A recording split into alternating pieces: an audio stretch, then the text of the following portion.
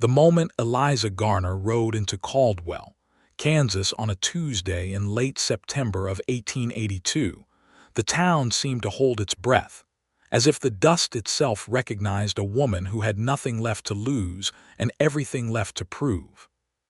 She had ridden hard from Wichita, 2 days without proper rest, her dark hair pinned back under a wide-brimmed hat that had belonged to her mother, her boots worn at the heels, her dress a practical dark wool that had seen better days but still carried itself with a kind of quiet dignity. She sat straight in the saddle the way her father had taught her, chin level with the horizon, eyes forward, spine like a fence post driven deep into unyielding earth. People on the boardwalks of Caldwell paused in their conversations to watch her pass. A woman riding alone into a cattle town on the Kansas border in the fall of 1882 was not entirely unusual, but there was something about Eliza Garner that stopped the idle chatter cold. She had come for a rifle. Specifically, she had come for a Winchester model 1873 with a brass receiver that her father, Thomas Garner, had carried for the better part of 12 years. The rifle had a small notch carved into the stock just below the cheek rest, put there the year Eliza was born, her father said, so that every time he raised it, he would remember what he was fighting to come home to. Thomas Garner had died 6 weeks earlier, shot from his horse during a botched cattle drive north of the Cimarron, and Eliza, who was 23 years old and the only family he had left in the world, had been trying to track down every last piece of him ever since. The lawyer in Wichita who had handled the modest details of her father's estate had told her what he knew. Thomas Garner had been found alive after the shooting, badly wounded, and had been carried to a ranch south of Caldwell by a cowboy who happened to be riding through the territory. Her father had died 3 days later of his wound, but the rifle had been in the care of that cowboy all this while, unclaimed because nobody knew where to send it. The lawyer had given Eliza a name, Cecil Mercer. He ran a modest operation on the edge of town, a working cattle ranch with a small crew, well regarded enough that people in Caldwell knew where to find him without needing to ask twice. Eliza tied her horse outside the Silver Bell Saloon, not because she intended to drink, but because the old man sitting on the bench out front had kind eyes and gave her directions without making her feel like a curiosity, pointing her south along the main road with a weathered hand, and telling her to follow the fence line of cedar posts until she saw a red barn with a missing plank on the east side. She found the place just as the afternoon sun began tilting toward the hills, painting the scrub grass in shades of amber and copper. The ranch was modest but well kept. The fence lines ran straight. The horses in the paddock were clean and well fed. The red barn stood exactly as described, one plank missing from the east wall, afternoon light pouring through the gap like a lantern. A vegetable garden near the house had been recently turned over for the season, the dark soil raked into neat rows. There was a stone-bordered well, a chicken coop, a lean-to with firewood stacked chest-high against the coming winter. Eliza dismounted at the gate and looped her reins over the post. She could hear hammering from somewhere behind the barn, steady and unhurried, the rhythm of a man comfortable in his work. She walked around the side of the building and found him there, crouched beside a section of split-rail fence he was repairing, a hammer in one hand and a handful of nails held loosely between his teeth while he worked. Cecil Mercer looked up when he heard her footsteps in the dry grass. He was somewhere in his early 30s, broad in the shoulder, lean through the jaw, with dark brown hair that had grown just past the point of looking intentional, and a week's worth of beard that was more a matter of being busy than of vanity. His eyes were a shade of gray-green that caught the afternoon light in a way that made Eliza briefly forget what she had ridden 2 days to say. He took the nails from his mouth and straightened to his full height, which was considerable, and looked at her with an expression that was openly curious but not unkind. "Help you, ma'am," he said. "I am looking for Cecil Mercer," Eliza said. "You found him." She squared her shoulders in the way her father had taught her to do when she was about to say something important. My name is Eliza Garner. Thomas Garner was my father. I was told you have his rifle." Something shifted in Cecil Mercer's expression. It was not guilt exactly, and it was not surprise. It was something more complicated than both of those things, a kind of weight settling into his features that told her this was not a moment he had failed to anticipate. He set the hammer down on the fence rail and wiped his hands on the thighs of his trousers. "Miss Garner," he said. "Yes, I have your father's rifle." He paused a moment, and she could see him choosing his next words carefully, the way a man chooses his footing on uncertain ground. "I am real sorry for your loss. Your father was a fine man." "You knew him." "Not for long, but long enough to know the kind of man he was." He looked at her with those gray-green eyes, steady and thoughtful. "Would you come inside? I have coffee on, and there is something I would very much like to tell you before you take that rifle home. About your father. About how he came to be here." Eliza had expected to come, collect the rifle, and leave by nightfall. She had a boarding house room paid through Thursday in Wichita, a job she was meant to return to at a seamstress shop on Market Street, a life, small as it currently was, waiting for her back east. She had not expected this quiet, broad-shouldered cowboy to look at her with that particular expression. The one that said there was more to this story than a rifle changing hands. She had not expected to feel, even briefly, that she might want to hear what he had to say. "All right," she said. The inside of Cecil Mercer's house was not what she had expected either, which she realized said more about her assumptions than about the house itself. It was clean. Not the enforced cleanliness of a man expecting company, but the ordinary cleanliness of a man who simply kept things orderly by habit. There was a wide stone fireplace along the west wall with a mantel that held a small clock, an empty ink bottle repurposed as a vase for dried grasses, and a framed piece of paper she was too far away to read. The kitchen table was solid oak, scarred with use, with 4 chairs around it, only 2 of which looked regularly occupied. A shelf near the window held a small collection of books, which surprised her because out here in cattle country, you did not always find bookshelves, and these ones had cracked spines that told her they had been read more than once. Cecil poured coffee from the pot on the wood stove into 2 tin mugs and set one in front of the chair across from where he settled, nodding at her to sit. Eliza sat, keeping her back straight, her hands around the warm mug, watching him. He reached under the table and brought out the rifle. Eliza's breath caught in her chest. Even after 6 weeks, even after all the grief that had moved through her like weather, the sight of that Winchester hit her somewhere deep and specific. She had watched her father clean that rifle at the kitchen table back in their house near Abilene more times than she could count. She had watched him run the oiled cloth along the barrel while he told her stories about the territories, about the cattle trails, about men he had ridden with and places he had seen. The brass receiver gleamed even now. She reached out and turned the stock toward her, and there it was, the notch, small and deliberate, exactly where she remembered it. "He was alive when I found him," Cecil said. 3 days after that cattle drive went bad along the Cimarron, I was riding through the Basin country on my way back from buying stock in Dodge City, and I came across him in a dry creek bed.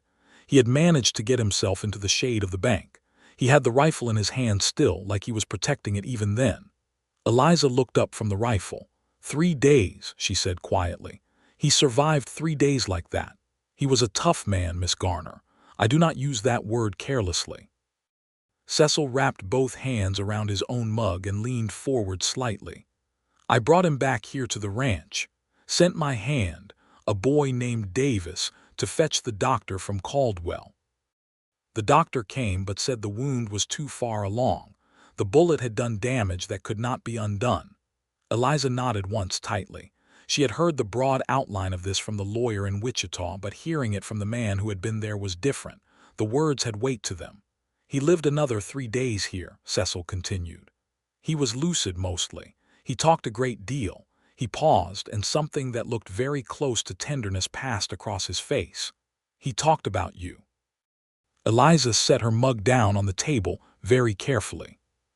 He told me you had your mother's eyes but his stubbornness, Cecil said, and one corner of his mouth moved towards something that in another moment might have been a smile, but he kept it respectful. He said you were the best thing he had ever done in his life, and that he should have stayed closer to home. He said that to me more than once. He said he had spent too many years moving cattle up and down these territories when he should have been learning how to be a proper father. Eliza pressed her lips together and looked at the grain of the oak table for a moment. She was not going to cry in front of this man. She was Thomas Garner's daughter, and she had come here with a purpose, and she was going to hold herself together. Did he say anything else? Her voice was even, controlled. He said he wanted you to have the rifle, Cecil said. Not because it was valuable, though it is a fine rifle, but because he said it was the one thing he owned that carried a piece of his heart. He said you would understand what that meant. She did understand. She understood it completely, and the understanding of it pressed against the inside of her ribs like something trying to get out. She reached across the table and picked up the Winchester, turned it so she was holding it the way her father had shown her to hold a rifle, properly, respectfully, and she looked at the notch in the stock and was quiet for a long moment. "Thank you," she said finally, and her voice was not entirely steady, but it was close enough. "Thank you for bringing him in from the basin. Thank you for the 3 days." "It was the right thing to do," Cecil said simply. "A lot of men would have done less. Then those men were making poor choices."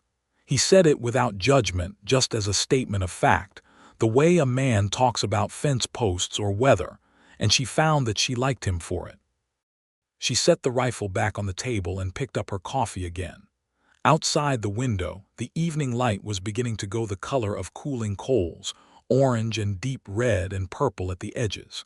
She had not intended to stay past the retrieval of the rifle, and yet here she sat, and she realized that she did not want to leave. Not because of the rifle, not even entirely because of the stories about her father, though those were precious to her. She sat in Cecil Mercer's clean, book-lined kitchen with his quiet presence across the table from her, and she felt something she had not felt in 6 weeks of grief, which was the simple animal comfort of not being alone. "My father spoke to you for 3 days," she said. "What else did he tell you? About himself, I mean, about his life." And Cecil Mercer, who was not a man of excessive words but was a man who chose them well, leaned back in his chair and began to talk. He told her about Thomas Garner the way a man describes someone he has come to admire in a short span of time, with a kind of careful accuracy that does not exaggerate but does not diminish either. He told her that her father had been on the cattle trails since he was barely older than a boy, starting as a drover out of Texas in the years just after the war, working his way up through experience and reliability until he was trusted enough to lead drives of his own. He told her that Thomas had spoken about the early years of the trail with a mixture of pride and something darker, the knowledge that the work had cost him things he could not get back, time mostly, and presence, the simple act of being a continuous fixture in his daughter's life.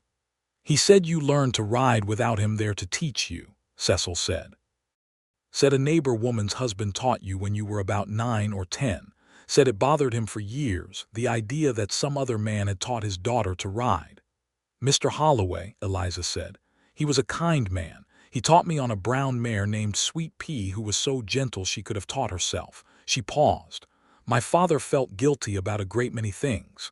"It showed," Cecil said, but not unkindly. "Not the guilt itself, maybe. More like a man who has done a reckoning with himself and is trying to settle the account." Eliza looked at him. "That is a very particular way to put it." "It is the truest way, I know." He got up and refilled both their mugs without asking. It was the kind of thing a man did when he was not thinking about hospitality as a performance, but was simply doing it because the mugs were empty. She noticed that too. "How long have you had this ranch?" she asked. 7 years this past spring," he said. "Started with 40 acres and a broken-down barn and a horse that had more opinions than sense. Bought the neighboring parcel 3 years in. Got 60 acres now, a decent herd, 4 good horses, and a barn that mostly keeps the rain out." "You came from somewhere else." "Missouri," he said. A small farm near Springfield. My father ran the place, but when he passed, there was not enough left between myself and my two brothers to make anything worthwhile out of splitting it 3 ways. I came west because coming west is what a man does when he has nothing to lose and a strong back to offer. He said this with a dry humor that was not self-pitying. Caldwell was as far as my money and my horse agreed to take me, and it turned out to be far enough. Eliza looked around the kitchen. At the books, at the dried grass and the ink bottle, at the steady burning of the lamp on the windowsill. "You did well," she said. "I did all right," he corrected gently. "There is a difference. Doing well would mean I had someone to share it with. Doing all right means the ranch is solvent and the horses are healthy and I am not in debt to anyone." He paused, and she thought she saw a flicker of something honest and unguarded cross his face before he tucked it back. "It is a good life. A quiet one." "Quiet can be lonely," she said, and then was not entirely sure why she had said it so plainly to a man she had met less than 2 hours ago. He looked at her with those gray-green eyes and did not look away. "It can," he agreed. She stayed for supper. She had not planned to stay for supper any more than she had planned to stay for coffee, but Cecil produced a pot of beef stew from the back of the stove that smelled extraordinary after 2 days on the road. And outside the window the dark had come fully down, and the road back to Caldwell was not one she wanted to navigate by starlight on a tired horse.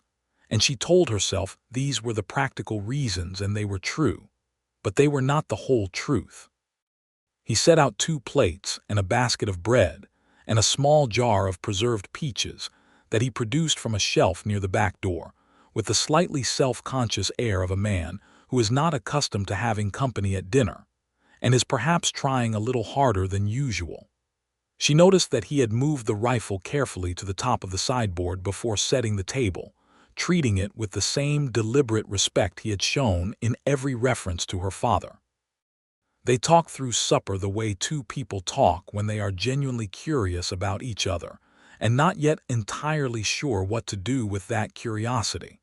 She told him about Wichita, about the seamstress shop where she worked, sewing alterations and mending for the wives of merchants and lawyers, work that was steady and reliable and not particularly fulfilling, but that paid her room and board with a few dollars left over at the end of the month.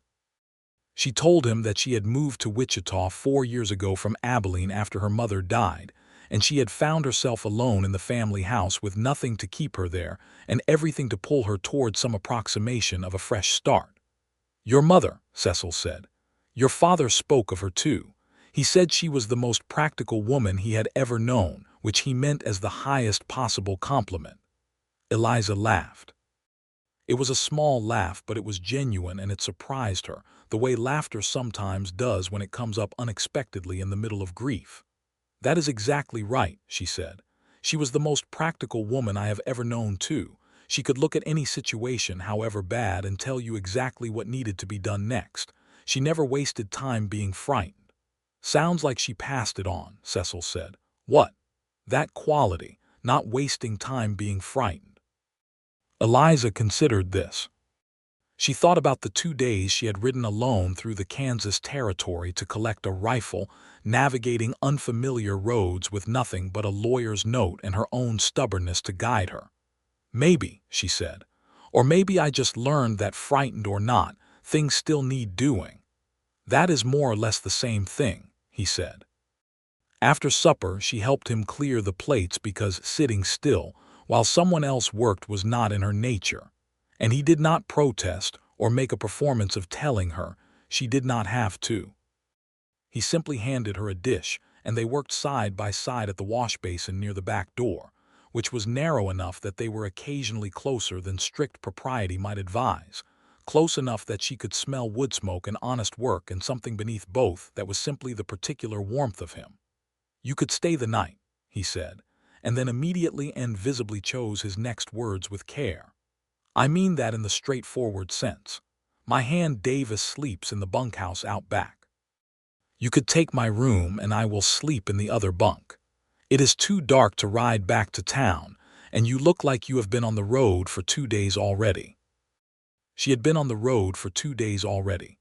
Her back ached and her eyes were heavy, and the prospect of navigating night roads on an exhausted horse was genuinely unappealing. "I have a room in Wichita I am paying for whether I use it or not," she said. "But Caldwell is closer." "Caldwell is 4 miles," he said. "My spare bunk is 40 feet. She looked at him steadily. He looked back steadily, and there was nothing in his expression that was anything other than what he said it was: practical. Considerate, the kind of offer a decent man makes because it is the sensible thing. "All right," she said. He gave her his room, which had a narrow bed with a quilt that had clearly been made by someone who knew what they were doing with a needle, a washstand, and a small oil lamp. The room was spare in the way that told her he was not a man who kept things he did not use. But on the windowsill there was a small piece of smooth river stone, pale gray with a faint pink vein running through it, and she found herself wondering where it had come from, what the story was behind a man keeping a single pretty stone on his windowsill. She sat on the edge of the bed and held her father's rifle across her knees in the lamplight for a long time before she finally laid it beside her and let herself sleep. She woke to the sound of Cecil moving around in the kitchen and the smell of coffee, and for a brief and disorienting moment she did not know where she was, and then she remembered all of it: the journey, the ranch, the supper, the stories about her father. She got up and splashed water on her face from the washstand and repinned her hair with the practiced efficiency of a woman who has done so in small, unfamiliar rooms many times before.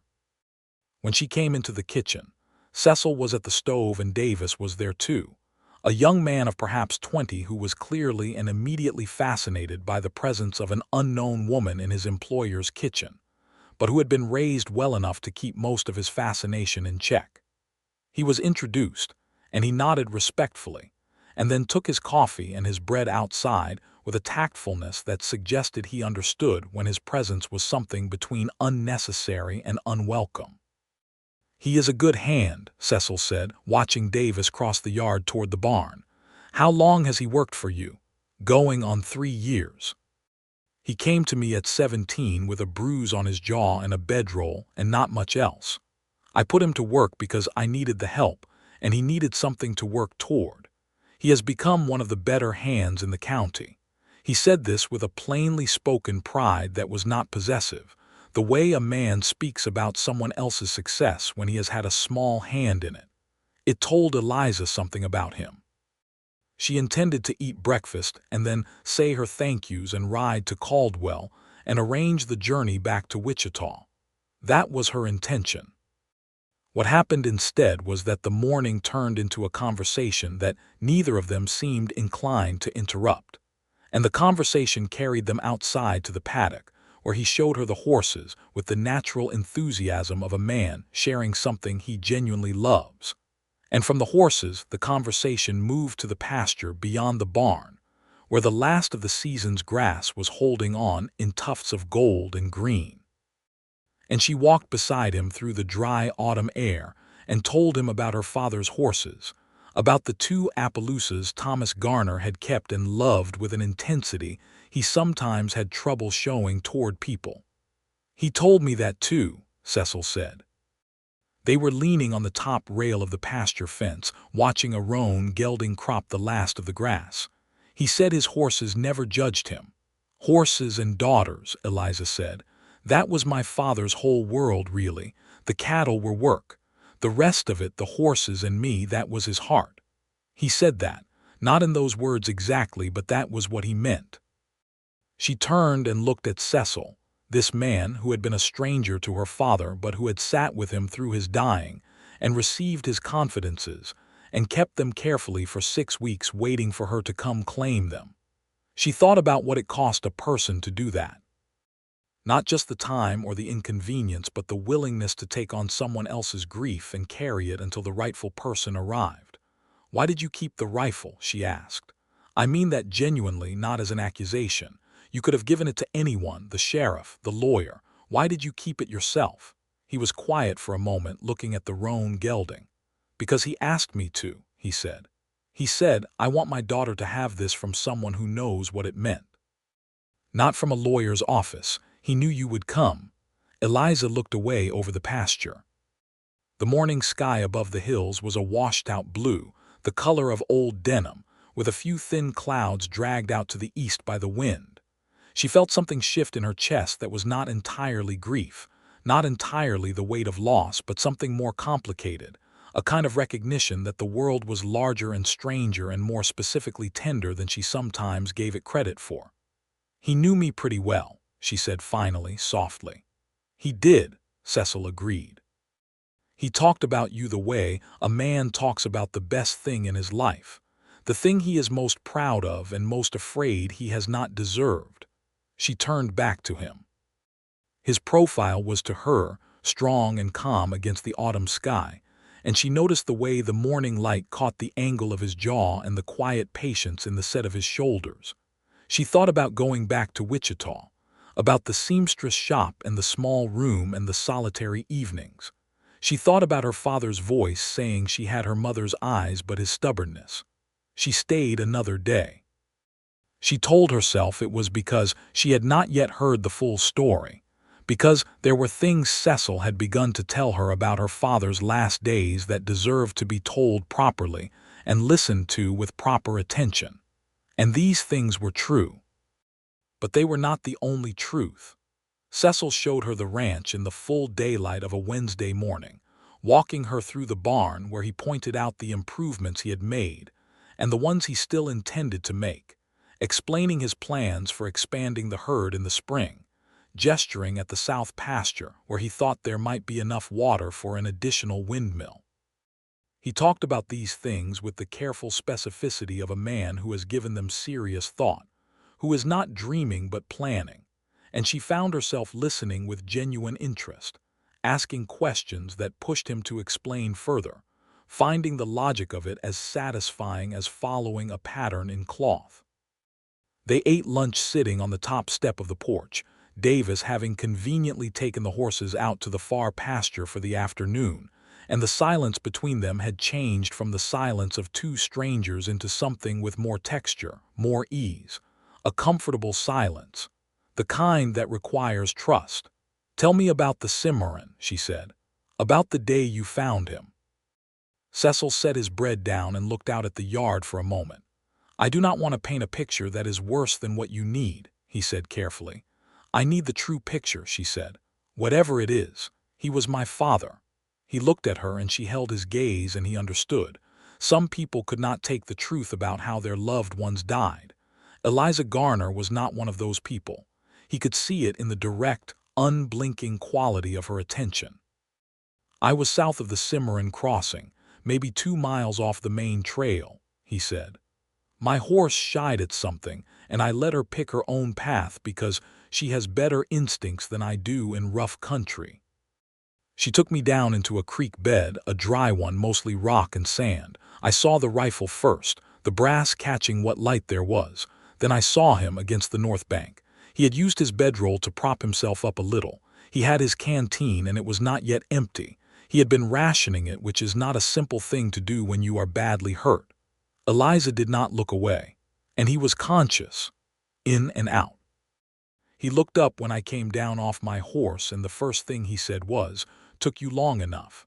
Cecil's mouth curved slightly. "I had never seen the man in my life, but he said it like we had an arrangement."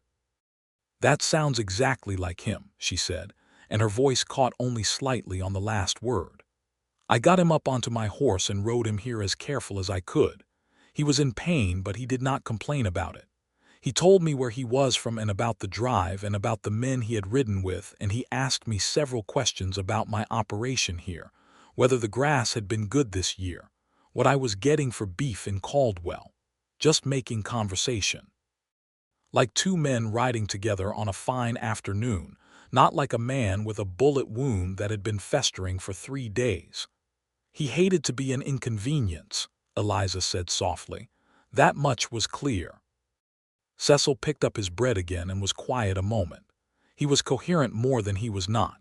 "The doctor came and looked at him and told me what I think we both already knew. After that, your father seemed to decide that since he could not fix the situation, he was going to at least use the time he had remaining to say the things he wanted said. He told me about your mother, about Abilene, about the years on the trail, about you.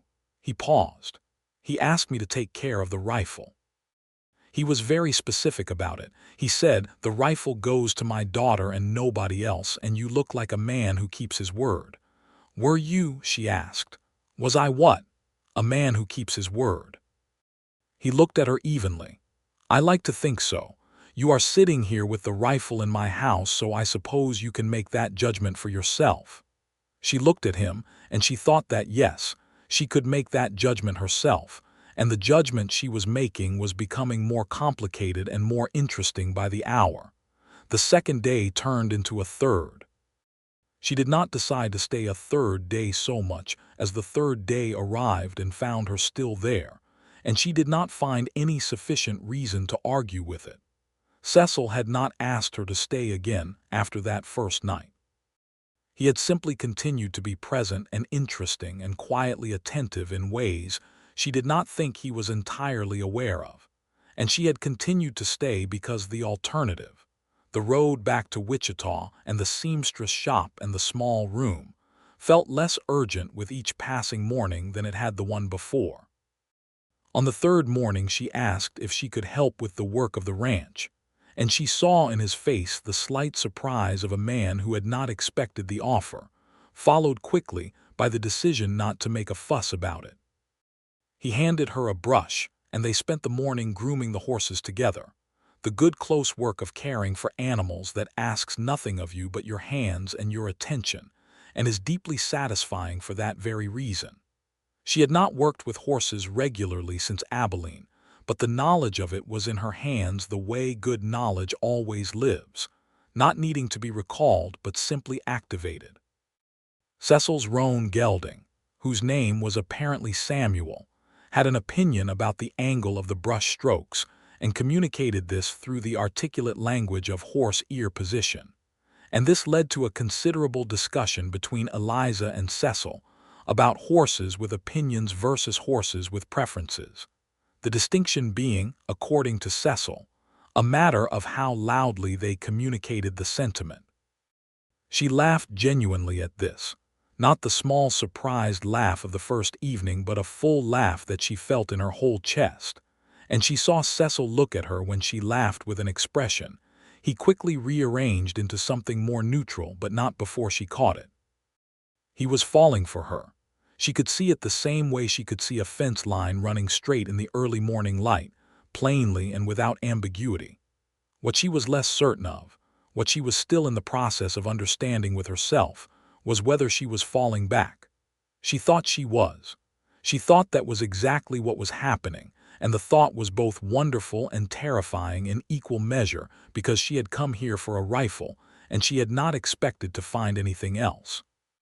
That evening, after supper, they sat on the porch together as the temperature dropped, and the stars came out over the Kansas plain in their full, uncomplicated abundance, so many of them and so bright without any city light to compete with them that they looked almost solid, like you could reach up and gather them in your hands. She had her father's rifle across her knees.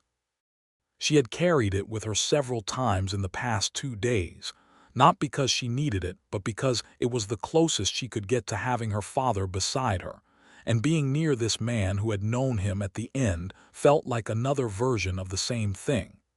He was at peace, Cecil said, without preamble. Was looking at the stars, at the very end. I want you to know that in case it helps. He was in pain, but he was not frightened. He said he had done the most important thing he could do, which was raise a daughter who did not need him to survive. He said that was all a father could really hope for. Eliza looked up at the stars and did not say anything for a long moment. The wind moved through the dry grass with a sound like pages turning. He was wrong about that, she said eventually. Not needing him. I needed him, I still need him, she paused. But I think I understand what he meant. He meant I would be all right, and I will be. Yes, Cecil said, you will be. She turned and looked at him in the starlight. Cecil, yes. Why did you really keep the rifle yourself? Not what my father asked. You could have given it to the sheriff and told him to find me. You kept it specifically and you waited for me to come to you. Why? He was quiet for long enough that she thought he might not answer. Then he looked at her. Because he told me who you were, he said. And I wanted to be the one to tell you who he was at the end. Not a stranger in a courthouse. Not a lawyer reading from a paper. Me, he stopped. I cannot entirely explain that to you in a way that makes full rational sense. It makes sense to me, she said quietly. Does it? Yes. They looked at each other in the dark, and the space between them on the porch bench seemed to shrink by a degree that was not physical exactly, more like a shift in temperature, in atmosphere. I had a notion you would come, he said. He was so certain you would come. He described you well enough that I felt like I could recognize you. And then you rode through my gate with your chin up and your spine straight, and I thought, yes, that is Thomas Garner's daughter. Is that all you thought? A pause. No, he said honestly. It is not all I thought. She looked down at the rifle in her lap. She thought about Wichita. About the paid room and the seamstress shop and the particular loneliness of living a life that is sufficient but not full. She thought about her mother, who had been the most practical woman she knew. She thought about what her mother would say to her right now. Her mother would say, Eliza, you came for a rifle and you found a man worth staying for, and there is no practical reason to pretend otherwise. I have to go back to Wichita, she said. I have obligations there, my room, my job. I know, he said. I cannot simply stay. I know that too, he said, and then carefully, but you could come back. She looked at him. He was not asking her to give up anything. He was not asking her to make any declaration or any promise. He was simply opening a door and leaving it open. That is a very considerable thing to suggest to a woman you met 3 days ago, she said. It is, he agreed. Though it feels like longer than 3 days, and I think you feel that too. She did feel that too. She felt it clearly and without confusion, which was itself unusual for her. A woman who had spent the last 4 years being quite clear about the practical requirements of her life and quite opaque about the emotional ones. I would need to settle things in Wichita, she said slowly. Give notice at the shop. Arrange the room. There is a woman who has been buying my alterations work regularly, and I would want to refer her to someone competent. He watched her think through this with an expression that was doing its best to remain composed and was not entirely succeeding. Are you saying, he began carefully, that you are considering coming back? I am saying, she said, that I am considering it very seriously, and that the main things standing in my way are practical rather than emotional, which is either very convenient or very telling, depending on how you look at it. He breathed out slowly. Eliza, he said, and it was the first time he had used her given name without the miss in front of it, and the sound of it in his voice was something she felt somewhere specific in the center of her chest. Cecil, she said back, in the same register. They sat there in the dark, and the stars blazed overhead and the grass moved in the wind, and neither of them said anything else for a while. But the silence between them now was not the silence of not knowing what to say. It was the silence of two people who have said enough for now and understand that the rest of it will come. She left the next morning. He saddled her horse for her while she packed her saddlebag in the kitchen, and she carried the rifle out and laid it carefully across the front of the saddle. Davis was somewhere in the barn and kept himself there with discreet good manners. Cecil stood by the gate, and she turned her horse toward Caldwell and looked back at him standing there in the morning light with the red barn behind him and the cedar fence line running away to both sides, and she thought that she had never in her life seen anyone look so specifically right in a specific place. I will write when I have settled things, she said. I will be here, he said. He said it simply, and she believed it completely. She rode to Caldwell and sent a letter to her landlady in Wichita from the post office on the main street, and then started the 2-day ride back. The Wichita she returned to looked exactly as she had left it, which surprised her slightly because she felt so entirely different from the woman who had ridden out of it 5 days earlier. The seamstress shop on Market Street was stitching away as usual, Mrs. Beaumont the proprietor clucking over 3 unfinished orders and delighted to have Eliza back. And Eliza sat down at her workbench and picked up her needle and thought about a kitchen with a stone fireplace and books with cracked spines, and a man who chose his words with the care of someone who meant every one of them. She gave her notice at the end of the first week.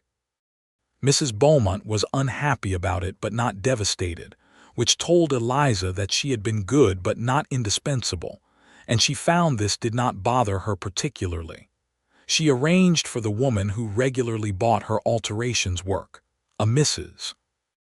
Helen Park, who dressed expensively and had a challenging figure for ready-made clothing, to be transferred to a capable young seamstress named Florence who had recently been hired on. She settled her accounts with her landlady, a tired woman named Mrs. Oakes, who showed more emotion at the loss of the monthly rent than at the loss of the tenant herself, which was fair. She wrote to Cecil while she was still in the process of settling things. A letter that was practical in its structure and told him she was making arrangements and expected to be back in Caldwell within the month, and that she hoped this found him well, and that she had been thinking about what he had told her of her father and was grateful for every word of it. She did not write everything she was thinking because a letter is a particular kind of medium, and some things require presence, require the face-to-face weight of eye contact, and the particular quality of silence that exists between two specific people in a specific room. His letter back arrived 8 days later, forwarded from the Caldwell post office to Wichita, and it was shorter than hers but said more. He told her that the South Pasture Windmill project was moving forward. He told her that Samuel, the opinionated roan, had developed an opinion about the new hay delivery that was being communicated primarily through ear position. He told her that Davis had asked about her 3 times in the past week, and that he had told Davis she was coming back. And Davis had said, "Good, she has a good way with horses," which Cecil said was the highest compliment Davis had in his repertoire. And then at the end, in the careful handwriting of a man who had not written many personal letters but was making the effort count, he wrote, "I have thought about you every day since you left, and I am glad you are coming back. The ranch is quieter than it should be." She read that last sentence 3 times. She packed everything she owned into 2 traveling cases and a trunk. It was not a great deal. The rifle, which she had kept in her room standing in the corner where she could see it, she wrapped carefully in a length of oilcloth and tied it alongside the traveling cases. She arranged for the trunk to be shipped by wagon freight to Caldwell, which was standard practice for the distance, and on a Tuesday morning in late October of 1882, exactly 5 weeks after she had first ridden into Caldwell, she rode out of Wichita for the last time. She arrived at Cecil's ranch on a Thursday afternoon, 2 days of riding, the same rhythm that had brought her here the first time. The red barn was visible before the house, and then the fence line, and then Cecil himself coming around from the barn as she rode through the gate, as if he had heard her coming or had been watching for her, and she thought he probably had been watching for her, and this seemed to her as good and as right as anything she could think of. He took her horse's bridle and looked up at her with an expression that was trying not to show how glad he was, and was not doing very well at concealing it. "You came back," he said. "I told you I would," she said. "People say a lot of things." "I keep my word," she said. "I thought we had established that." He smiled at that. A full, unguarded smile that she had not seen before, and that changed his face in a way she was going to be thinking about for some time. He helped her down from the horse with one hand, and held on a moment longer than strictly necessary, and she let him. And they stood in the yard of his ranch in the cool October afternoon looking at each other with the simple directness of 2 people who have decided to stop pretending they are not entirely sure what they feel. "Come inside," he said. "I have coffee on. And I made bread this morning, which I feel obliged to tell you is a significant production for me." Davis laughed. "Then I am very honored," she said.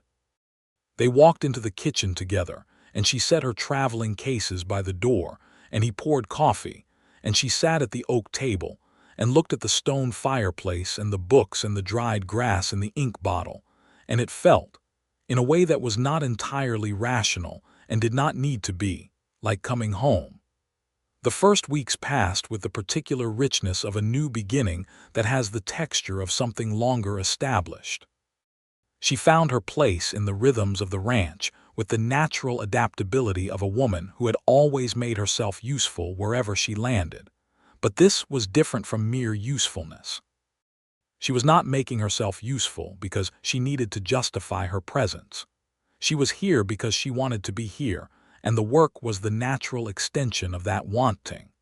She helped with the horses in the morning because she loved horses. She helped with the garden because she liked growing things, and also liked the satisfaction of being able to tell Cecil exactly how much of the remaining root vegetables were worth putting in the cellar for winter. She mended his shirts on the evenings when the light was good because the shirts needed mending, and she could do it well, and it gave her hands something to do while they talked.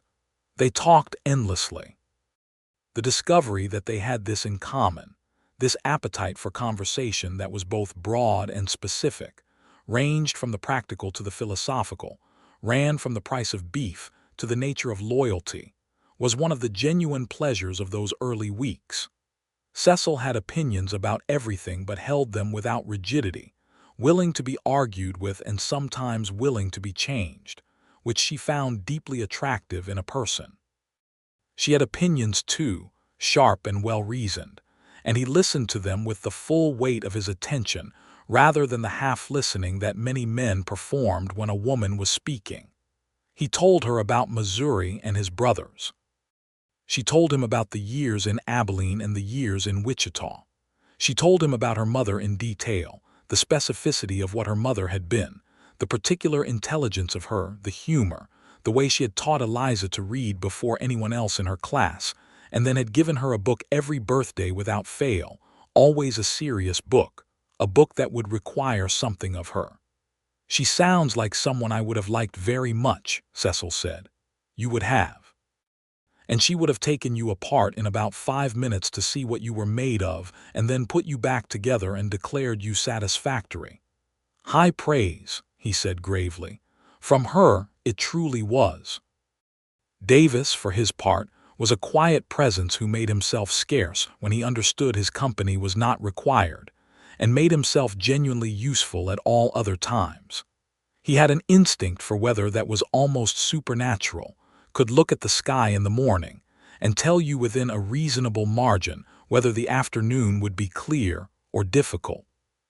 He was good with the horses, as Cecil had said, and he was good with the fences and the cattle, steady and reliable and not inclined toward drama. Eliza liked him.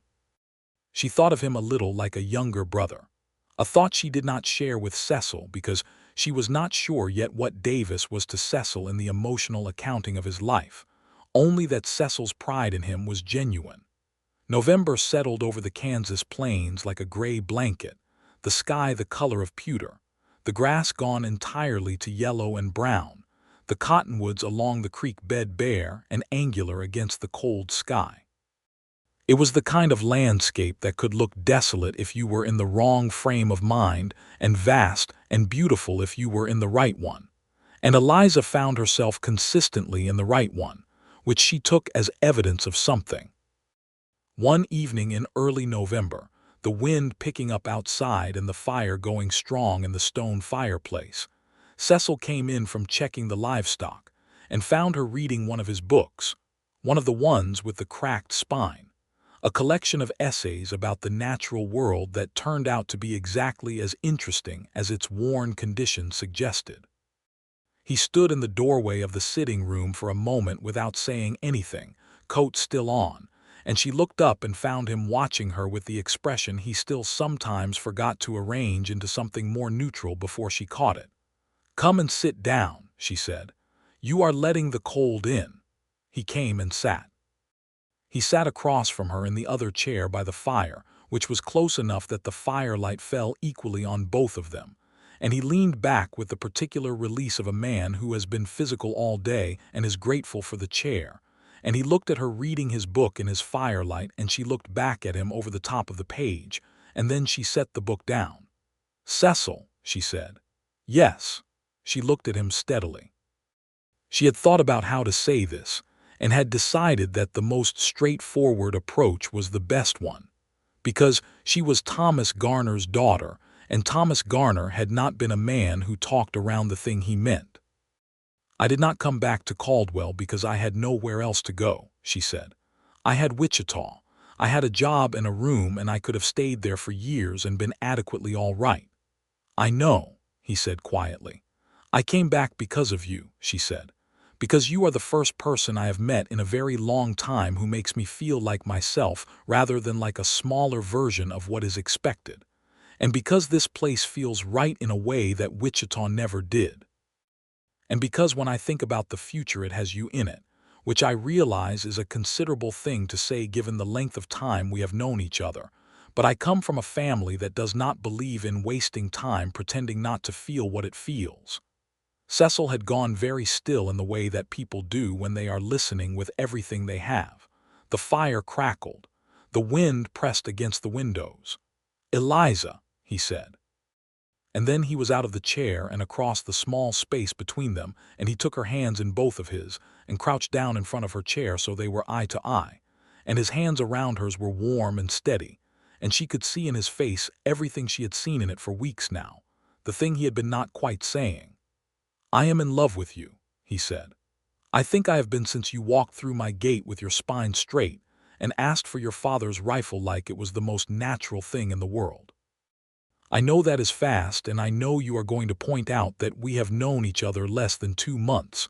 It is not fast," she said. "Not for us. Not given what we came through together to get here." He looked at her. "No," he said slowly. "Not for us." She leaned forward and kissed him. She did it because she was not the kind of woman who waited to be kissed when she knew she wanted to and knew the other person wanted to, and because her practical mother's voice in the back of her head was saying clearly, "Eliza, do not make this man wait any longer. He has been remarkably patient." The kiss was brief and warm and certain, and when she pulled back she found him looking at her with an expression of such open happiness that it did something profound to the region of her heart. "Well," he said. "Well," she agreed. He sat back down in his chair, and they looked at each other across the firelight like two people who have just named the thing that has been true for a while and are enjoying the particular relief of it. "I want to do this properly," he said. "I want to court you properly and ask you properly and have a minister and a ring and all the rest of it done the right way." "You can," she said. "I am not going anywhere." He reached out and she put her hand in his, and they sat like that for a long time while the fire burned down and the wind worked at the windows, and the first light snow of the season began to tick against the glass. The courtship, done properly as Cecil had promised, took them through the winter. It was a courtship that involved fewer formal calls and more daily proximity than the conventional variety, which was natural given that Eliza was already living on the ranch, established in the east room of the house with perfect propriety, Davis and the practical geography of the place serving as all the chaperonage the situation required. Cecil rode into Caldwell on a Saturday in late November and came back with a ring, a simple gold band with a small amber stone that he had chosen at the jeweler's on the main street after asking for advice from the jeweler's wife, who apparently had strong opinions on the subject and had steered him toward the amber because, she had told him, it would suit a woman with dark hair. He proposed to her on a Sunday evening, the ring in his coat pocket, at the paddock fence where they had first really talked about something beyond the rifle and her father, leaning on the top rail in the cold air watching Samuel the roan, who was thoroughly unimpressed by the romantic significance of the moment, and continued to eat his hay with the commitment of a horse who has priorities. Cecil said what he had to say plainly and honestly, without excessive flourish but with real feeling, and she said yes with an immediacy that made him laugh with relief, and he put the amber ring on her finger, and they stood at the paddock fence in the December cold and were very happy. They were married in Caldwell in January of 1883. The minister at the small Presbyterian church on the east end of town performed the ceremony in the presence of Davis, who had gotten his hair cut for the occasion and was visibly moved, though he would have denied it strenuously, and the jeweler's wife, whose opinions on the ring had apparently extended to a standing invitation, and a few of the neighboring ranchers who Cecil knew well, and whose presence made the thing feel real in the way that witnesses to happiness always do. Eliza wore her best dress, a dark blue wool that she had taken in and retrimmed herself over the previous weeks with some blue ribbon she had found at the dry goods store, and she carried a small bunch of dried winter roses that the jeweler's wife had produced from somewhere with the air of a woman who plans for occasions. She looked, Cecil told her afterward, with the helpless sincerity of a thoroughly besotted man, exactly like herself, which was the best thing she could be. After the ceremony, they all ate a wedding dinner at the Caldwell Hotel dining room, which was the finest dining the town offered and perfectly adequate, and then Cecil drove Eliza back to the ranch in the wagon under a sky full of cold winter stars, and they came through the gate of the ranch that was now also hers, and went inside to the warmth of the stone fireplace, and the lamp on the windowsill and the life they were starting together. Spring came to the Kansas plains in March with the slow drama it always employed in that part of the world. A tentative warmth followed by a savage cold snap, followed by warmth again, the grass coming up green in the low places along the creek first, then spreading gradually up the slopes. The horses grew restless with the changing season, doing that particular thing that horses do in spring, tossing their heads and covering ground with a frivolous energy that had nothing to do with going anywhere specific and everything to do with the simple joy of movement after a long winter. Cecil started the windmill project on the south pasture in April, which he had been planning for 2 years and which was more complicated than he had estimated, as construction projects in that part of the world tended to be, but which Davis attacked with a competence that surprised even Cecil, and which Eliza helped with in the capacity of someone who could read blueprints with reasonable accuracy, and who was not shy about saying when something was not level. "You are going to be useful in a way I had not entirely anticipated," Cecil told her one afternoon, watching her hold the plumb line for a fence post with the focused expression of a woman who is going to be very annoyed if the post turns out not to be vertical. "You should have anticipated it," she said. "I told you I was practical. You did. I believed you, I just did not know the scope of it." She looked up at him with the amber ring catching the spring sunlight and a smudge of chalk dust on her left cheekbone from the work of the morning, and he thought with a clarity that was sometimes almost startling how entirely right this felt, this specific woman in this specific place with him.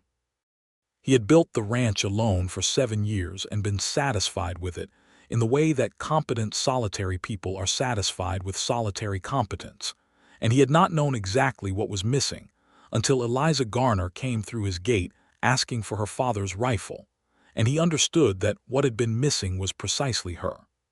By May, Eliza had established a kitchen garden of considerable ambition that Davis regarded with something between admiration and alarm. It was not that he doubted her ability to grow things. It was more the acreage she had commandeered for the purpose.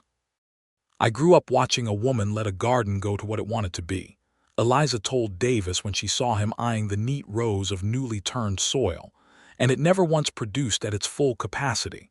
A garden is like anything else worth having. It needs intention."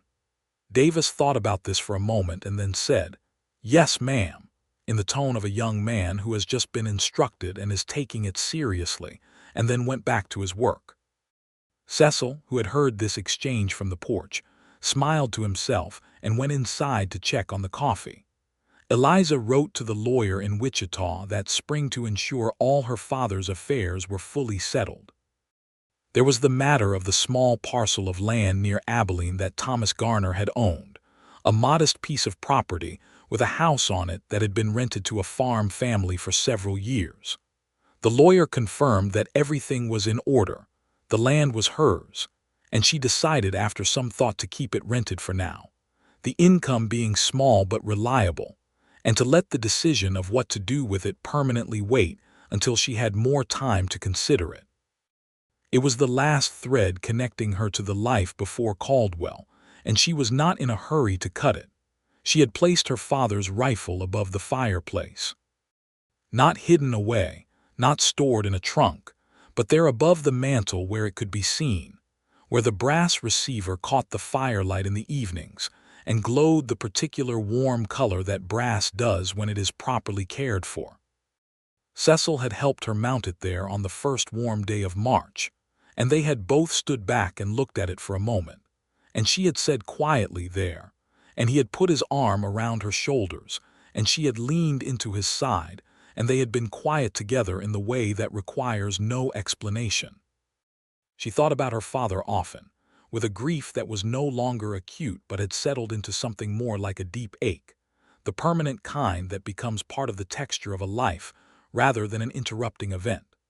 She talked about him when she wanted to Cecil, who listened with the same careful attention he had always given her, and sometimes to Davis, who had become in the way of these things a genuine part of their small household, not family exactly but the closest neighboring thing to it. She kept the notch on the rifle's stock in her awareness the way you keep a beloved person's particular laugh, or the specific way they told a story, a detail that is itself a kind of presence. Summer on the Kansas plain was a different thing from winter and spring, wider and more uncompromising, the sky enormous and blue, and the heat building by mid-morning to something that required a serious relationship with shade and water. The cattle operation expanded in July when Cecil bought 23 additional head from a rancher who was moving south to Texas, and this required more fence work and more moving of cattle between pastures, and a general escalation of the physical demands of the day that left everyone on the ranch tired in the deeply satisfied way of people who have worked hard at something real. Eliza had been with Cecil for 10 months when she told him, on a warm August evening on the porch, that she was expecting. He was quiet for a moment that stretched long enough that she watched his face to understand what he was thinking, and what she saw moving through it was something she had no word for, a particular kind of joy that was too large for the usual expressions and had to find its way out slowly, first in the careful stillness of his face, and then in the way his hand found hers on the porch rail and closed around it with a firmness that said everything without requiring any words at all. "Eliza," he said finally. "I know," she said. "I have been trying to find the right moment to tell you. I do not think there is a right moment for something like this. I think you simply say it." "You are right about that." He looked at her, and the fullness of his expression was something she would remember for the rest of her life. The way the lamplight from inside fell through the window onto his face, and the stars were beginning to show themselves above the barn, and he was looking at her like she was the most extraordinary thing he had ever seen. "Are you well? How do you feel?" "Remarkably well," she said. "A little tired in the mornings, not as much as I expected." "You should not be doing the heavy garden work anymore." "I will do what I am capable of doing," she said. "But yes, I will be sensible about it." He brought her hand to his mouth and pressed his lips against her knuckles. It was a gesture so tender that she felt it in the back of her throat. "Your father would have been so happy," Cecil said quietly. She looked out at the yard and the dark pasture beyond and the stars. "He would have been insufferable about it," she said. "He would have ridden all the way out here and given you a very serious talking to about your responsibilities, and then been absolutely delighted about the whole thing for years." "I would have welcomed the talking to," Cecil said. "I know you would have," she said. "That is one of the many things I love about you." He put his arm around her, and she leaned into his side in the way she had come to do, with a naturalness that felt older than their actual time together, as if they had been doing it for years, and they sat on the porch in the warm August evening and were quiet and happy and full.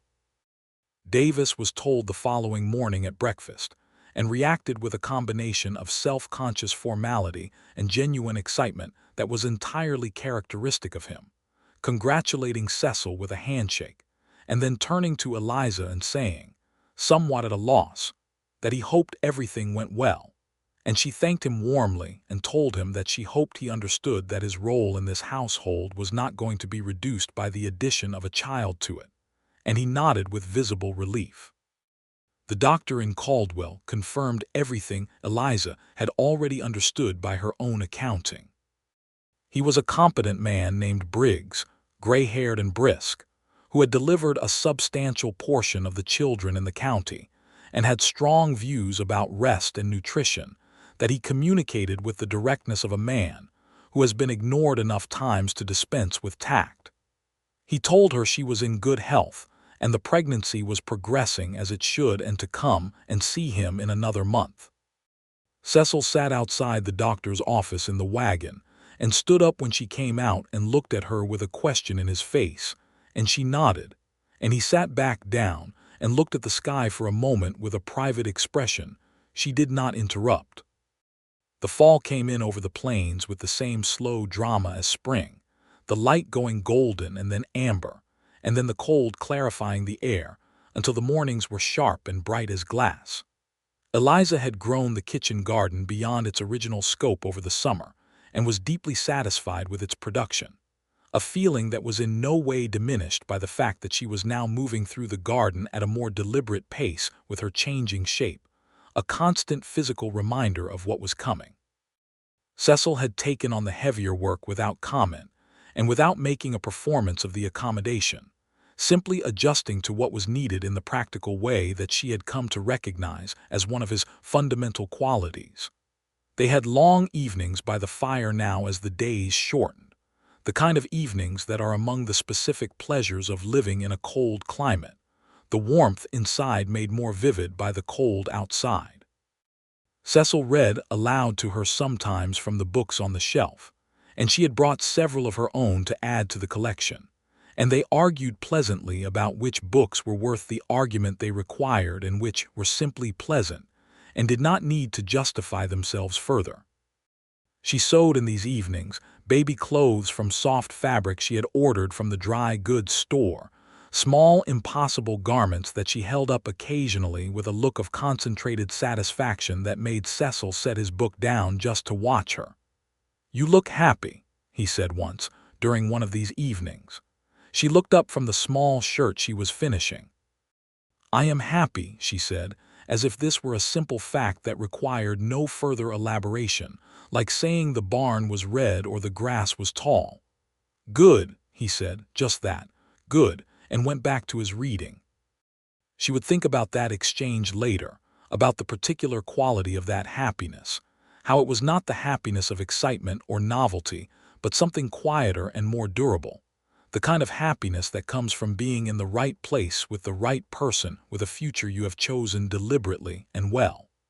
Their son was born in early February of 1884 in the east room of the ranch house with Dr. Briggs present and Cecil doing the opposite of what men usually did, which was to remove themselves from the vicinity with unconvincing excuses. He stayed. He stayed right where Eliza needed him to be, which was close enough to hold her hand and speak to her in a low voice between the hard parts, and she found his presence not merely tolerable but genuinely sustaining in a way she was not sure she had expected. It was a long labor and a difficult one, and when it was finished and Dr. Briggs put the baby in her arms, she was exhausted in a way she had never been in her life, a bone-deep exhaustion that was also somehow completely overlaid with a feeling of such specific triumph that she could have laughed except she had no energy left for laughing. The baby was a boy. He was red and outraged and entirely beautiful, and he had his father's strong jaw and what Cecil said were Eliza's eyes, though at this early stage they were simply the indeterminate blue of most newborns. "Thomas," Eliza said. She had not discussed the name with Cecil before this moment. She looked up at him where he sat beside the bed, and he looked at her and then at the baby and then back at her, and she saw it move through him, the recognition and the tenderness and the grief and the gladness all together. "Thomas," he agreed. His voice was not entirely steady. Dr. Briggs, who had seen a great many births and the particular emotions they produced, quietly gathered his things and left them to it. Eliza held her son in the early February morning and looked at her husband beside her and thought about her father, about a man who had carried a rifle with a notch in the stock for 12 years, so that every time he raised it, he would remember what he was fighting to come home to. She thought about the lawyer in Wichita and the note with a name on it, Cecil Mercer, a cowboy south of Caldwell.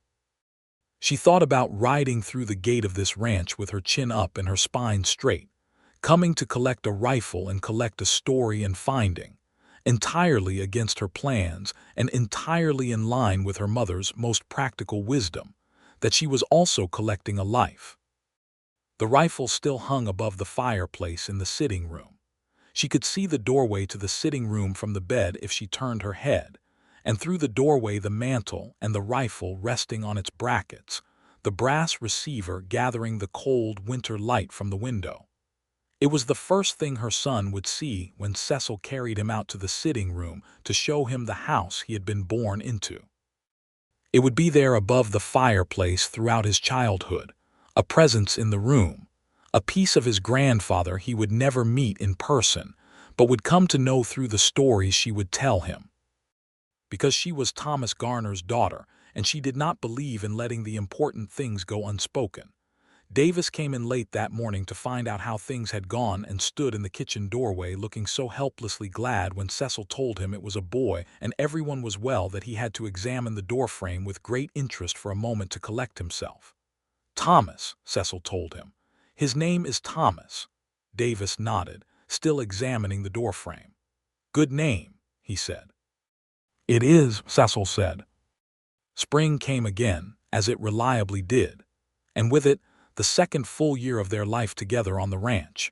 And now there was Thomas in the picture, who turned out to be a baby of considerable personality, who communicated his preferences with volume and specificity, and who at 4 months old had already established that he found the horses deeply interesting, and the vegetable garden only moderately so, judgments he delivered through the differential quality of his attention. Cecil carried him around the paddock that spring with the unself-conscious contentment of a man who had always been comfortable with physical work, and found that holding a baby was simply another version of it, something to be done with care and steadiness. And Thomas regarded the horses from the shelter of his father's arms with enormous blue eyes that were, by this point, beginning to clarify into the same dark color as his mother's. "Your grandfather loved horses," Eliza told him one morning, sitting on the paddock fence with Thomas in her lap while Cecil worked Samuel through his paces in the enclosure. "He would have brought you out here exactly like this, and told you everything about them, and you would have understood half of it and remembered all of it." Thomas looked up at her with his dark eyes and grabbed her finger with the whole-handed grip of a baby who has found something worth holding, and she looked down at him and felt the complicated fullness of that moment, the love for this particular small person, and the love for the man working his horse across the paddock, and the grief for the man who was not here to see it, and the gratitude for the one who was. Davis, as the months passed, had grown from being an occasional presence in their domestic world into a more consistent one, eating supper with them several evenings a week by a sort of unspoken mutual agreement. And by the time Thomas was crawling determinedly across the kitchen floor toward anything interesting that had been left within reach, Davis had become the kind of figure in his young life that could not be precisely categorized but whose importance was not in doubt. He was not family in any formal sense. He was something perhaps more particular to the specific geography of ranch life in that period, a person who had been taken in and given something to work toward, and who had reciprocated by becoming, in the organic way of such things, someone worth counting on. Eliza settled a matter in the fall of Thomas's first year that had been sitting at the back of her mind since spring. She wrote to the tenant family on the Abilene land and offered to sell the property to them at a fair price, which after some correspondence they accepted, and she used the money to invest in the expansion of the Caldwell ranch, specifically in the construction of a proper chicken house and the beginning of a small dairy operation that Cecil had been considering for some time. It was the last formal connection to her life before the ranch, and severing it felt not like loss but like completion, like reaching the end of a sentence that has been needing to close for a while. The second year of their marriage was, in the way of second years, quieter and more substantial than the first, which had contained all the drama of courtship and weddings and a pregnancy. The second year was the year of Thomas learning to pull himself upright against the paddock fence, of the dairy operation finding its footing, of Cecil and Eliza beginning to have the kinds of conversations that people have when they are settled enough in their life together to think about shaping its future with more intention. They talked about the ranch's capacity, about what they wanted it to be in 10 years, about Thomas's eventual schooling, about the small school in Caldwell that was expanding its hours now that the town was growing. They talked about everything. This remained one of the great pleasures and also one of the fundamental structures of their life together, the conversation that never quite ended, that continued across days and weeks, and picked up where it had left off with the natural ease of something continuous. One evening in the fall of 1885, Thomas 18 months old and asleep in the east room that had become his, Cecil sitting in his chair by the fire with a book he was not really reading, Eliza came in from the kitchen and sat in her own chair and picked up her mending and then set it back down. "I have been thinking," she said. "I know," he said. "You have had that look for 3 days." She looked at him. "What look?" "The one you get when you are working something out but are not ready to say it yet." "Your mother's practical face, I think. Thomas gets it too." She felt a warmth in her chest at this, at the specificity of his knowledge of her. "I have been thinking about the land," she said. "Not the Abilene land, that is settled. I mean this land, the 60 acres. I think we should consider the north parcel that came up for sale last spring, the one Hendricks mentioned." "That is another 40 acres, he said. "I know. It would make us one of the larger operations in this county. Not the largest, but substantial." She looked at the fire. "I think we can sustain it. The dairy is producing better than projected. The cattle numbers are healthy. Davis is more capable than he gives himself credit for." Cecil was quiet for a moment, looking at her with that attentive expression she knew well. Then he said, "I have been thinking the same thing for 2 months." "You did not say anything." "Neither did you." She looked at him and they both recognized again this particular thing about themselves, the way they often circled to the same conclusion through different routes and arrived there simultaneously. It still surprised her a little every time it happened. She did not think she would ever entirely stop finding it remarkable. "Should we talk to Hendricks?" she said. "Monday morning," he said. They bought the north parcel in November of 1885, and the 100 acres of the Mercer Ranch became something that the county records would describe in the formal dry language of land registrations, and that felt to both Eliza and Cecil like something much larger than land, like the visible shape of a future that was real and ongoing and theirs. Thomas walked at 14 months and talked at 18 with a confidence that suggested he had been thinking about what to say for some time, and was simply waiting until he had enough words to say it properly. His first fully coherent sentence, delivered to Cecil at the paddock fence one morning in the spring of 1885, was an observation about the roan gelding that demonstrated both his father's directness and his mother's eye for detail. "Samuel," Thomas said very seriously, pointing at the horse, "was eating all the grass on this side and none of it on the other side, and this seemed to him like a problem that needed addressing." Cecil had looked at his son for a moment and then picked him up and held him at eye level and said, "You are absolutely right," and they had regarded each other with perfect seriousness. And Eliza, watching from the garden, had felt something so complete in her chest that it needed no name. By the spring of 1886, Eliza was expecting again, a fact she communicated to Cecil on the porch one evening in April in the same direct way she had told him about Thomas, simply saying it because there was no better moment than now. He reacted with the same helpless joy he had shown the first time, perhaps a degree more settled in how he showed it, the way experience makes you less surprised by your own feelings and more able to simply be in them. This time it was a girl. She arrived in November of 1886, in the same room and with the same reliable Dr. Briggs, who was beginning to feel like a fixture in the Mercer household's important moments, and she was smaller than Thomas had been and considerably more immediately composed about the whole business, looking around the room with an air of cautious assessment from the very first minutes. "Clara," Eliza said, looking down at her. She looked up at Cecil. "After my mother." Cecil looked at the baby and then at his wife and touched her face with one gentle hand. "Clara," he said. Thomas, informed of his sister the following morning, regarded her with the same serious attention he brought to most new things, declared that she was very small, asked several specific questions about how long it would be before she was big enough to come to the paddock, and then went outside to tell Davis about her. Davis's response, filtered back through Thomas's earnest reporting, was that this was very good news. The ranch in the years that followed grew into itself the way a good ranch does, not dramatically but steadily, with the accumulated intelligence of two people who paid attention to it together. The cattle operation found its mature form. The dairy produced reliably. The kitchen garden, Eliza's first great ambition on this land, was now a well-established enterprise that fed the household with considerable variety through the summer and the root cellar through the winter.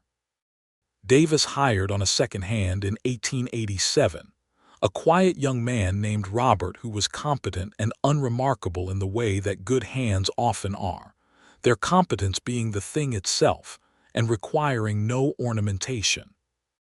Davis managed him with a natural authority that surprised no one who had watched him grow into himself over the years, and Cecil told Eliza in private that Davis was going to have his own operation within 5 years if he kept his head, and Eliza said she thought he was right.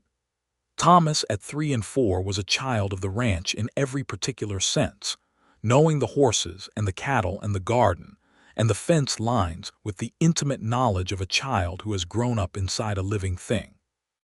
He followed Cecil around the ranch with a persistence that was occasionally inconvenient and never unwelcome, asking questions in his serious, direct way, and receiving serious, direct answers, because that was how both his parents talked to him, and it was producing a child of considerable intellectual energy and very few pretensions. Clara at 1 and 2 was her own person entirely, quieter than Thomas but sharper in a way that revealed itself in small, concentrated bursts, the sudden laugh at something that was actually funny, the completely accurate imitation of the way Davis held his hammer, the way she looked at the rifle above the fireplace with a focused attention that made Eliza watch her carefully, and then one evening take her off the floor and hold her up close to it so she could look properly. "Your grandfather," Eliza said to Clara, "his rifle. He carried it for 12 years and kept you safe before you were even born, in the sense that he made your mother, and your mother brought her here, and here is where she found your father. So in a roundabout way, he is responsible for all of it."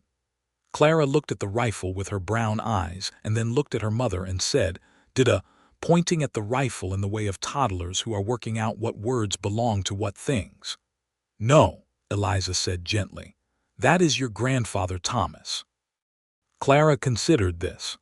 Then she reached out and touched the brass receiver with one small finger, very carefully, the way she touched the horses when Cecil held her up to them.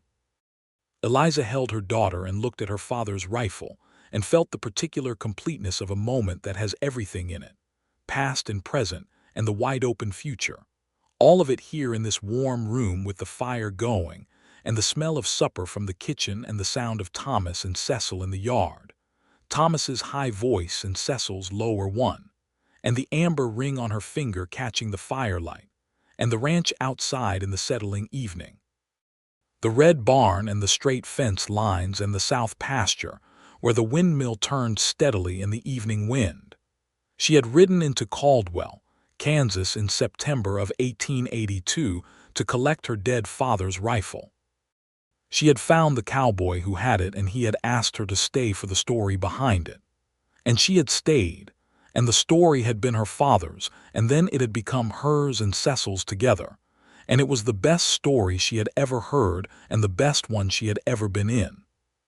Cecil came in from the yard with Thomas on his shoulders.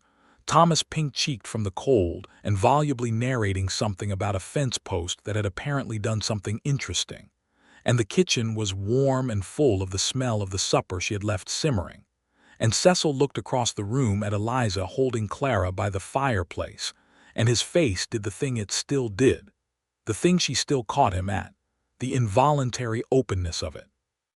He lifted Thomas down from his shoulders, and Thomas ran to his mother and grabbed her around the knees and reported the fence post development with the urgency of a child who has been carrying important information for several minutes and needs it received. Cecil crossed the room and stood behind Eliza and put his hands on her shoulders and looked up at his father-in-law's rifle above the fireplace. "Good evening, Thomas," Cecil said quietly to the rifle. It was something he had begun doing in the past year, a small private habit, addressing the rifle in the moments when he felt the presence of the man it had belonged to in a room. Eliza had heard him do it a handful of times and had never said anything about it because it did not require comment. It was simply the specific way that Cecil Mercer chose to acknowledge a debt and a connection, and a man he had known for 3 days and never forgot. She leaned back against him slightly, and he bent and pressed a kiss to the top of her head, and Clara looked at both of them with her assessing brown eyes, and then apparently decided this was satisfactory and reached for her father. Outside the ranch house, the Kansas evening settled into its full dark, the stars coming out above the barn, the windmill turning in the south pasture, the horses in the paddock quiet in their warm stalls, Davis and Robert in the bunkhouse with the lamp burning, the fence lines running straight in every direction from the house to the property edges, and the property edges holding everything that mattered inside them. Inside the house, Thomas was telling his mother about the fence post with diminishing urgency now that the tale had been received. Clara was pulling at her father's shirt collar with the single-minded determination of a child who has identified something she wants and will obtain it. The fire was burning in the stone fireplace. The supper was ready. The lamp on the windowsill was burning, and the rifle above the mantel gleamed warm and steady in the light of the house. The small notch in the stock, holding all its original meaning and more besides. This was the ranch and the life and the love that had come from a story, from 3 days in a dry creek bed in the Cimarron Basin, from a man who had carried a rifle for 12 years with a notch in it, and who had asked the last person who was kind to him to make sure his daughter got it along with the truth of who he had been. This was what Thomas Garner had done for his daughter at the end of his life, not a grand gesture in the way of stories that get told around fires, but a specific and careful thing, the giving of her a place to find what she had been missing without knowing she was missing it. She had her father's eyes. Her father had told Cecil. She had his stubbornness. She had, it turned out, his understanding of what was truly worth holding on to and his willingness to cross whatever distance was necessary to collect it. She had come for the rifle. She had found Cecil Mercer. She had stayed for the story. The story had kept going, the way the best stories always do, past its beginning and past its telling, into the warm, ongoing present of supper and fire and children and love and a ranch running straight and true under the wide Kansas sky. And it was a good story. It was the best story she knew. She intended to tell it, all of it, to Thomas and Clara and whoever else might come after them when they were old enough to understand it. She intended to tell them about the notch in the stock and the dry creek bed and the cowboy who kept a promise to a dying man for 6 weeks because he gave his word and he kept it. She intended to tell them about riding into a ranch with her spine straight and asking for what was hers and finding something she had not known to ask for. She intended to put the Winchester in their hands when they were ready and let them feel the weight of what was behind it, all the miles and all the years and all the love that had been folded into the brass and the walnut stock. And someday, when Thomas was old enough to ask about it with real understanding, She would tell him that his grandfather Thomas Garner had been a man who had spent too many years moving and too few years staying, and who had understood this about himself at the end, with a clarity that was a gift to everyone who came after him. She would tell him that his name was not a memorial but a continuation, not an ending but a beginning, the way all names given with love are both of these things at once. But that was for later. Tonight there was supper and firelight and 2 children, and the man she loved who was at this moment demonstrating to Clara that his shirt collar was not going to yield to direct assault, and that a more diplomatic approach might serve her better. And Clara was looking at him with an expression of absolute undimmed intention that was so entirely her mother's face that Cecil looked up and caught Eliza's eye, and they both laughed at the same moment. The full laugh of 2 people who are fully at home with each other and with the particular small human beings they have made together. Outside, the evening deepened. The stars came out over the Kansas plain in their full and uncomplicated abundance. The windmill turned, the horses settled, the ranch held, the fire burned, the rifle gleamed above the mantel. The story went on.